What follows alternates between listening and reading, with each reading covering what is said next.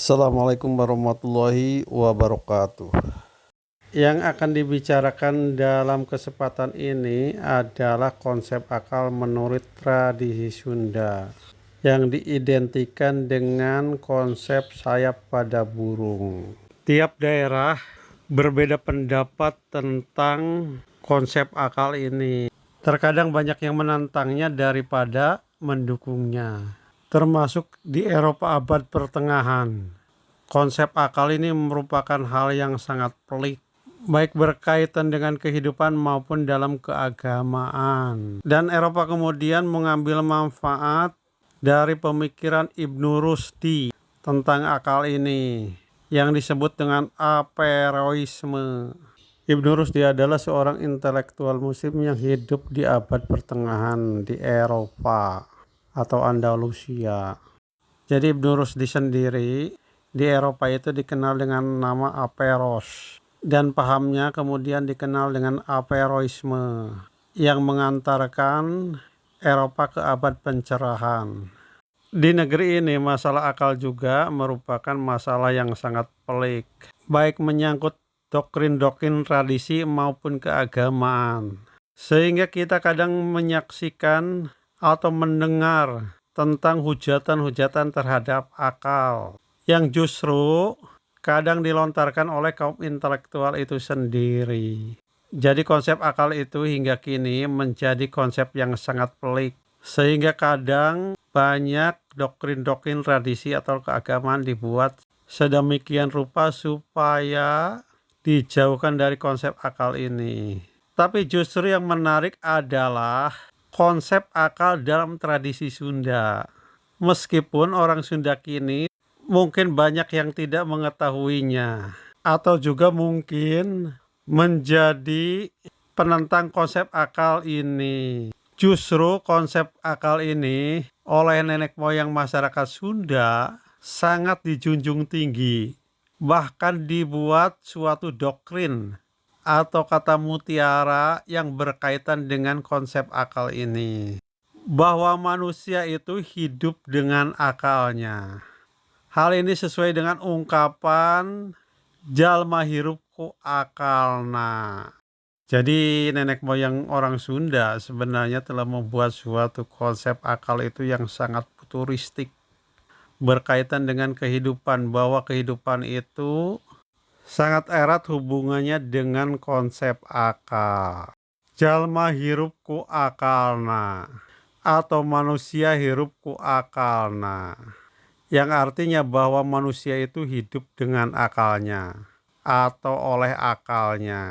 Dan yang hebatnya lagi, nenek moyang Sunda itu membuat suatu konsep akal dengan suatu perbandingan dalam peribahasa yang lebih komplit dari peribahasa jalma hirup ku akalna.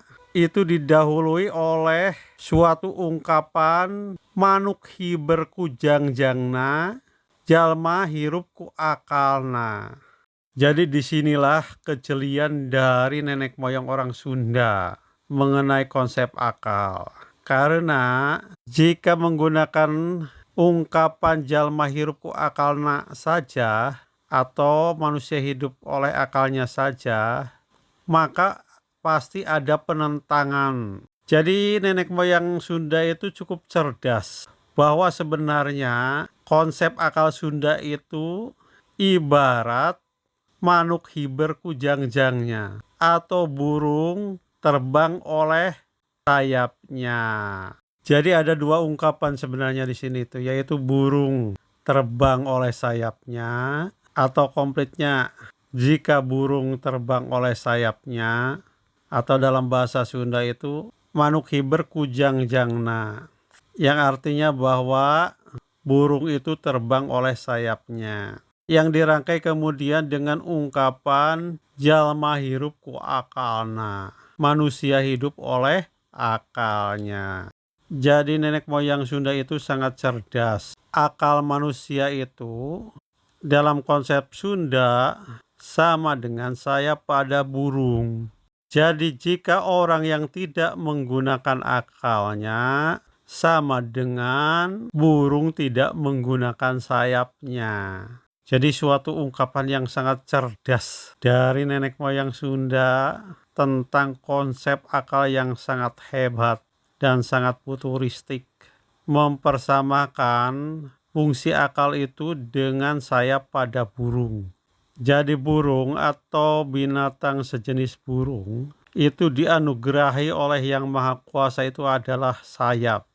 Tapi hal ini juga tergantung pada jenis burung itu sendiri. Apakah sayapnya itu untuk terbang atau tidak? Hal ini juga sama dengan manusia. Yang dianugerahi oleh Yang Maha Kuasa akal. Apakah digunakan atau tidak itu urusan lain. Hal ini tergantung kepada manusianya itu sendiri. Fungsi sayap pada burung itu adalah untuk terbang, untuk mengelilingi dunia yang sangat luas, dan untuk mencari nafkah dalam konteks yang lebih luas. Jadi ketika burung menggunakan sayapnya untuk terbang, bisa memandang begitu jauh dan bebas terbang, seolah hanya dirinya lah yang menguasai dunia.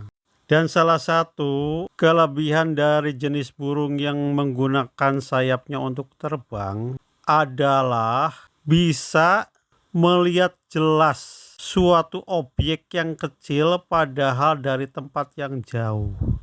Jadi sebenarnya jika sayap burung itu dipakai terbang, maka akan timbul spesialisasi atau kemampuan baik bermanuver dalam terbang maupun dalam mencari nafkahnya, yang bisa melihat yang detail di tempat kejauhan. Jadi sebenarnya ketika burung itu menggunakan sayapnya, maka burung itu akan mempunyai kemampuan untuk membedakan suatu objek atau target dengan benda lain di kejauhan.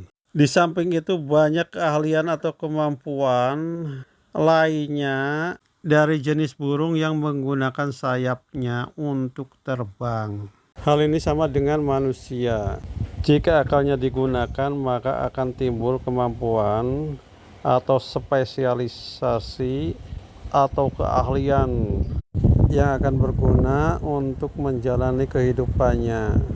Hal ini berbeda dengan burung yang tidak menggunakan sayapnya untuk terbang, seperti ayam, bebek, entok, dan lainnya. Maka mereka nantinya hanya akan menjadi binatang peliharaan. Bahkan jenis-jenis burung yang tidak menggunakan sayapnya ini, seperti ayam atau bebek, sekarang itu diproduksi banyak untuk kemudian dijadikan santapan makanan. Meskipun tidak menjadi binatang ternak, tetapi jenis burung ini sangat gampang untuk diburu. Hal ini mungkin beda dengan elang atau binatang yang terbang lainnya. Relatif sulit untuk diburu.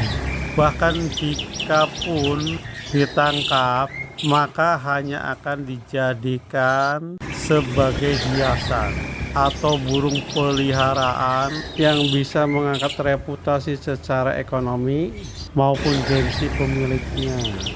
Jadi demikian hebatnya suatu konsep akal dalam tradisi Sunda yang dibangun oleh nenek moyangnya.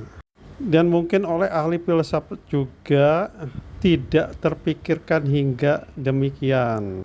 Atau mungkin sekelas Rocky Gerung juga, ahli filsafat terhebat di Indonesia sekarang ini, mungkin tidak berpikir hingga sampai sana. Jadi problem utama dari ahli-ahli filsafat adalah bagaimana meyakinkan suatu pemikiran yang berdasar akal itu digunakan oleh masyarakat luas. Karena akal itu hingga sekarang masih dianggap barang impor yang belum sesuai dengan kondisi masyarakat negeri ini.